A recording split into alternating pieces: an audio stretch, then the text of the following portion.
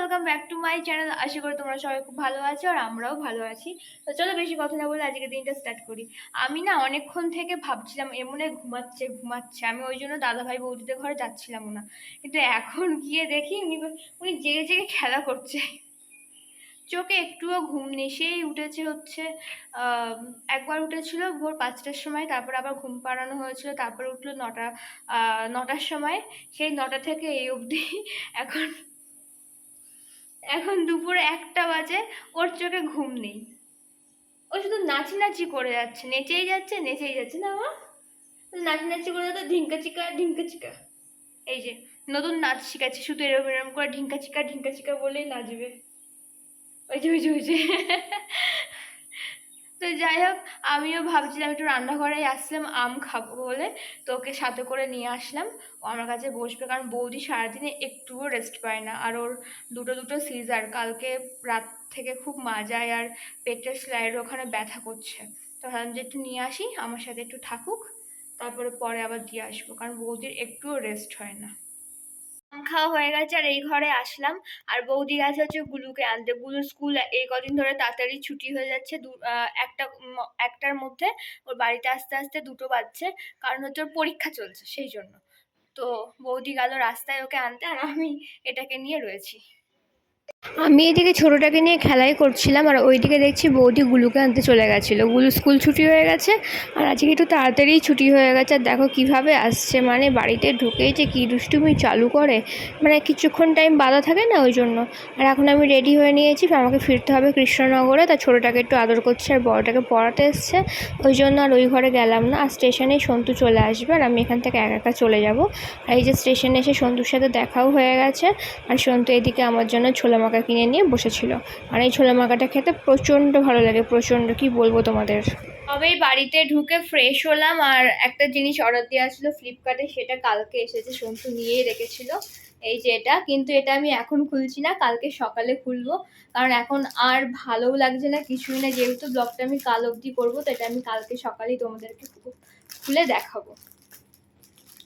তো এখন একটু রেস্ট নেব, মানে প্রচণ্ড গরম লাগছে, একটু রেস্ট নিই, তারপরে যদি কিছু করি তোমাদের সাথে শেয়ার করব, আর যদি কিছু না করি একেবারে কালকে সকালে দেখা হবে।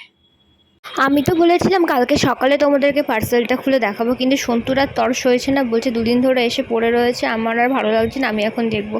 তো যাই হোক, ও এখন সব কটা নিয়ে খুলতে বসেছে, আর কেমন একটা গন্ধ বেরোচ্ছিলো, বলছে কি বিচ্ছিরি গন্ধ বেরোচ্ছে এগুলো দিয়ে।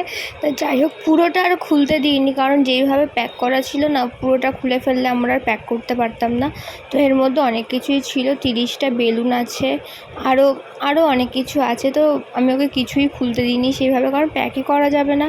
ওই জন্য বলে থাক, আমি আর দেখবোই না তোমার জিনিস, যেদিনকে ঘরে লাগানো হবে সেদিনকেই একবারে দেখবো। তো মন খারাপ করে আবার সব ব্যাগের মধ্যে ঢুকিয়ে দিচ্ছে। আর এই যে এইটা ও ফোলাতে চেয়েছিল, কিন্তু আমি ফোলাতে দিইনি বলে ওর রাগটা হয়ে গেছে। তো যাই হোক, রাগ হয়েছে তো ভালোই হয়েছে, কারণ এগুলো যেইভাবে প্যাক করা ছিল, নাহলে একটাও না এই মানে প্যাকের মধ্যে ঢুকতো না।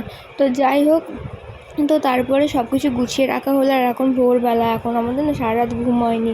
তো ভোরবেলা এখন 5টা বাজে, আর আমরা দুজন বেরিয়ে পড়েছি, বাড়ি থেকে চলে এসেছি গভর্নমেন্ট কলেজের মাঠে।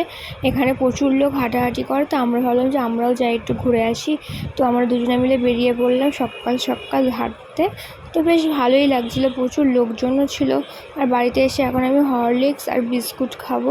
এটা তো সকালের আমার রুটিন, তোমরা সবাই জানো যে সকালে ফার্স্ট টাইম হরলিক্স, আর হচ্ছে আগে শুধু হরলিক্সটাই খেতাম, এখন বিস্কুটটাও সাথে খাই, কারণ কিছুদিন ধরে দেখছি বিস্কুটটা খেতে ভালো লাগছে, কারণ আমি মেরি বিস্কুট কোনোদিনও খেতাম না, আর এখন না দেখি মেরি বিস্কুটটা খেতে বেশ ভালো লাগে। তো যাই হোক, সকালবেলায় আমি এটা খাই। আর তারপরে দেখো যে ছোটোটা এসছে, ও এসে ফোন নিয়ে আর টিভি নিয়ে বসে রয়েছে, যেইভাবেই বসিয়ে দিয়েছে ওইভাবেই বসে রয়েছে, কোনো হেলদোল নেই, হাঁ করে টিভি দেখছে। আর ওইদিকে মানে দেখো, আমি ডেকে যাচ্ছি তাও মানে ওর কোনো ব্যাপারই না, আমার দিকে একবার করে তাকাচ্ছে। স্নান টান করে আসলাম, আর আজকের ওয়েদারটা এত ভালো যে কি বলবো।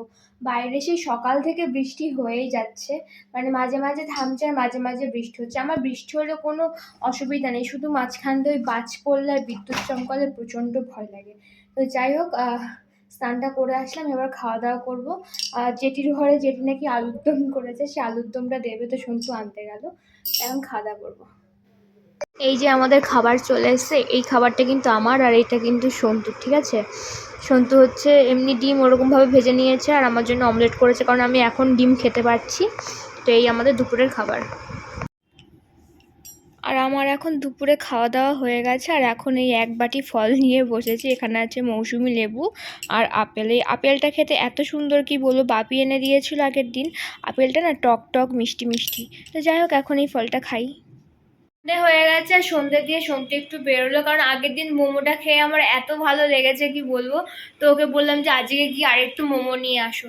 আর হচ্ছে মোমোর স্যুপটা খেতে তো দারুণ, এখানে যেটা বানায়, মানে অনেক জায়গায় খেয়েছি, টেস্ট করেছি, ভালো লাগে না। আর এইখানে যে স্যুপটা বানায় ফোয়ারা মোড়ে, খুব দারুণ বানায়। তো ওকে আমি বললাম যে যাও একটু গিয়ে নিয়ে আসো।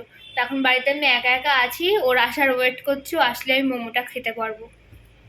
আর এই যে সন্তু মোমো নিয়ে চলে এসছে, আর এখন মোমোটা খাবো। এই ব্লগটা আমি আর বড় করছি না, এই অবধি রাখছি। তো যদি তোমাদের ভালো লেগে থাকে লাইক শেয়ার কমেন্ট করো, আর সাবস্ক্রাইব করতে কিন্তু একদমই ভুলো না। তো দেখা হবে কালকে আবার।